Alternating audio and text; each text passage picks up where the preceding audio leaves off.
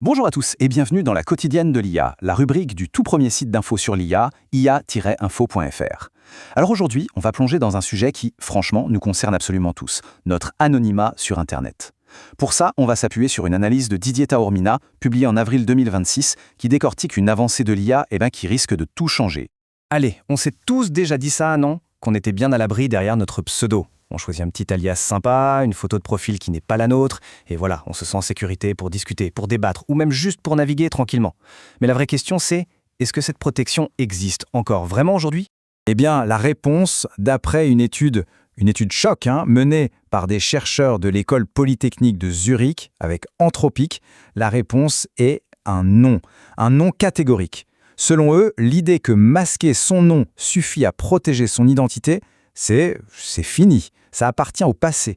On parle d'un vrai changement de paradigme. Alors, la question c'est pourquoi? Pourquoi est-ce que ce bouclier qui nous semblait si solide a volé en éclats comme ça? Pour bien piger le truc, il faut qu'on fasse un petit retour en arrière. Vous savez, avant, démasquer quelqu'un en ligne, c'était un vrai travail de fourmi. Ça demandait des heures et des heures, des moyens, une expertise de dingue pour arriver à recouper des infos qui étaient éparpillées un peu partout. En fait, cette difficulté, c'était ça notre meilleure protection. Mais aujourd'hui, l'IA a complètement rebattu les cartes.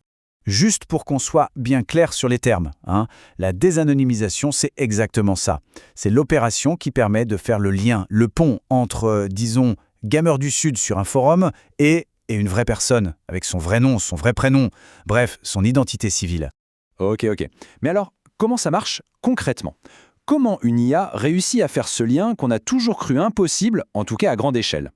Eh bien, vous allez voir, la méthode est aussi simple dans son principe qu'elle est redoutable. Alors, les chercheurs ont mis au point une méthode en 4 petites étapes. Ça s'appelle ECRC. D'abord, il y a l'étape extraire. Là, l'IA va scanner nos publications et en extraire des milliers de petits fragments d'infos. Une ville qu'on a citée, un mot technique qu'on utilise, notre film préféré. Tout ça, ce sont des signaux identifiants et mis bout à bout, ça crée une sorte d'empreinte biographique unique. Après ça, l'IA recherche des correspondances dans des bases de données publiques. Ensuite, elle raisonne pour calculer la probabilité que ce soit bien la même personne. Et pour finir, elle calibre son niveau de confiance pour être sûre de ne pas se tromper. Et le plus flippant, si vous voulez mon avis, c'est que ça marche. Ça marche même terriblement bien. Attendez de voir les chiffres des tests, ils sont tout simplement bluffants. Alors, regardez bien ce graphique. Sur un test grandeur nature, les méthodes traditionnelles, les anciennes, elles plafonnaient à 0,1% de réussite. C'est quasi rien. La nouvelle méthode avec l'IA, elle grimpe à 45,1%. On parle d'une performance qui est améliorée par un facteur 400. C'est juste colossal. Et attendez, ce n'est pas fini. Le point qui est vraiment crucial, c'est ça. Quand le système dit « c'est cette personne », il a raison dans 99% des cas. C'est-à-dire qu'il ne balance pas des noms au hasard. Non. Quand il trouve, il est quasi certain d'avoir la bonne personne. Et maintenant, le chiffre qui change absolument toute la donne, le coût.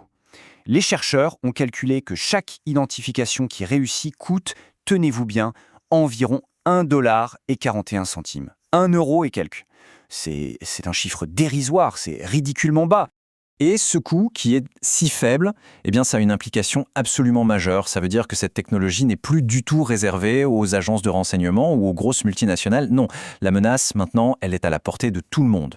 Ce qu'on voit ici, c'est un changement d'échelle mais radical. La pratique du doxing, vous savez, le fait de révéler l'identité de quelqu'un publiquement sur Internet, ça passe d'une sorte de bricolage, de technique artisanale, à une véritable infrastructure industrielle. C'est automatisé, c'est massif.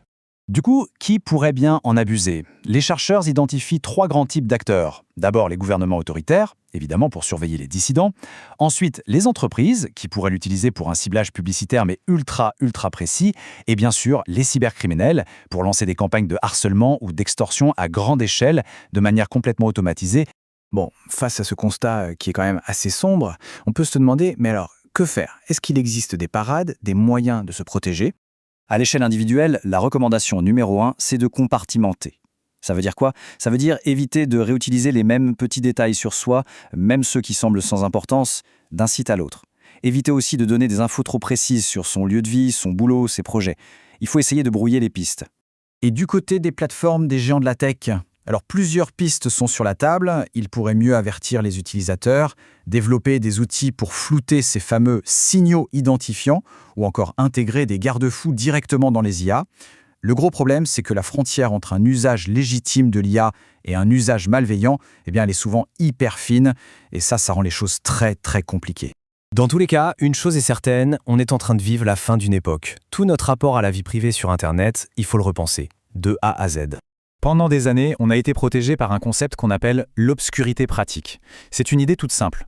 Nos données étaient tellement éparpillées partout, tellement difficiles à rassembler que dans les faits, elles étaient en sécurité. C'était trop compliqué de tout relier. Les journalistes, les militants ou même juste les simples citoyens, tout le monde comptait sur cette difficulté, cette friction.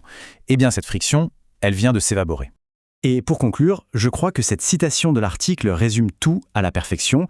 Ce n'est plus une question de volonté ou de moyens, c'est désormais une question de quelques dollars et de quelques minutes. Voilà, c'est une réalité qui doit nous pousser, plus que jamais, à la prudence. Retrouvez toute l'actualité autour de l'intelligence artificielle sur le portail ia-info.fr.